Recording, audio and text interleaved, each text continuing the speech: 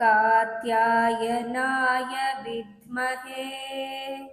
कन्याकुमारी धीमहि तन्नो दुर्गी प्रचोदयात्।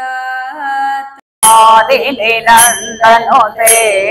गिरिवरविन्द्यशिरोधि निवासिनि विष्णुविलासिनि विष्णुनुते भगवति हेशिति कण्ठकुटुम्बिनि भूरि कुटुम्बिनि भूरि कृते जय जय हे महिषासुरमर्दिनि रम्यकपर्दिनि शैलसुते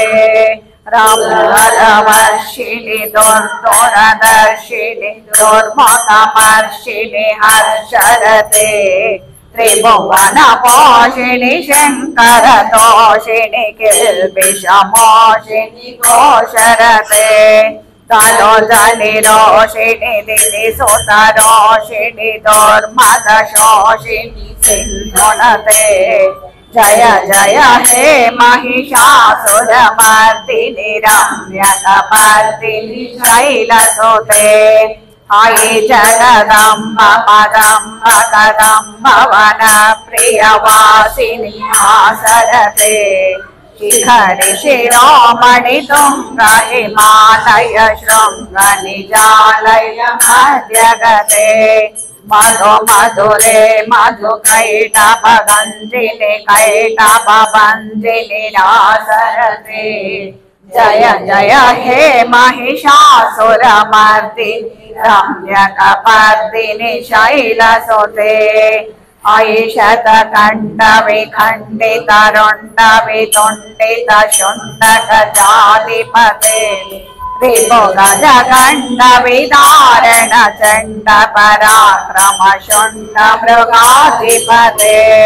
निजमुददण्ड निपातित खण्ड निपातित मुण्डपटाधिपते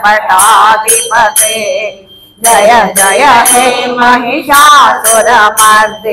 रम्यकपर्दिनि शैलसुते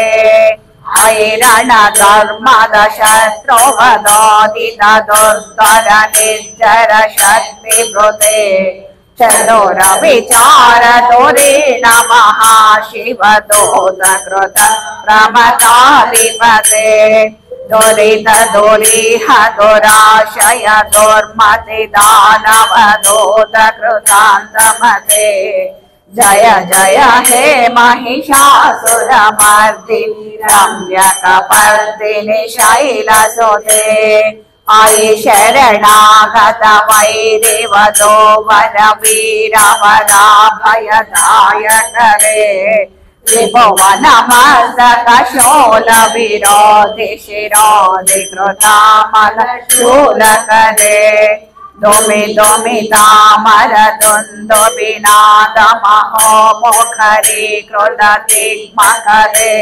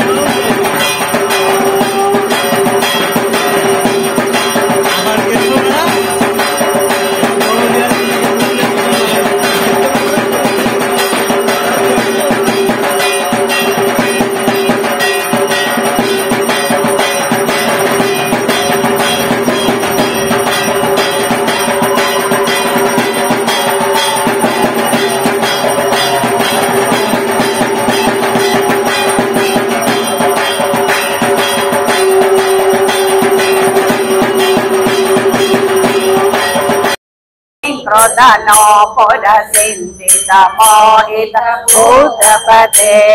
नटित नटार्थ नटे नटनायक नाटित नाट्य सुगानरते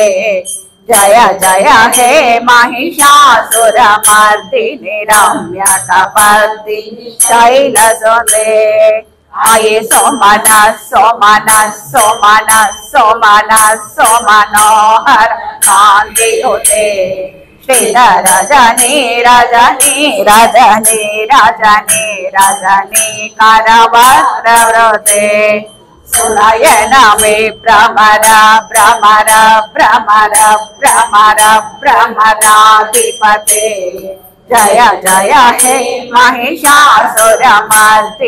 रम्यकपर्दिनि शैलसुते सहित महाहवमल्ल मल्लिक मल्लिक मल्लरते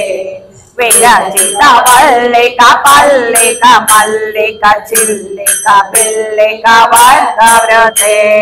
सीताकृत पुल्लस मुल्लस सीतारुण तल्लज पल्लव सल्ललिते जय जय हे महिषासुरमर्दिनि रम्यकपर्दिनि शैलसुते आयि सोदचण्डल कन्मद मेधुरमस्तमदङ्गजराजसुते त्रिभुवन भूषण भूतकलानिधिरोपपयोनिधिराजसुते अयि सुदति जनलाल समोन समोहन मन्मथजालसुते जय जय हे महिषासुरमर्दिनि रम्यकपर्दिनि शैलसुते कमलदलामल कोमल कान्ति कला कलिता मल बाललते सकल विलास कला निलय क्रम केलि जलत्कल हंसकुले अलिकुल संकुल कुवलय मंडल मौलि मिलत्कुलालिकुले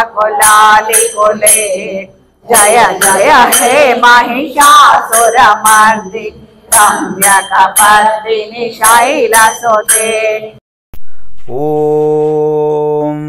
शांति शांति शांति।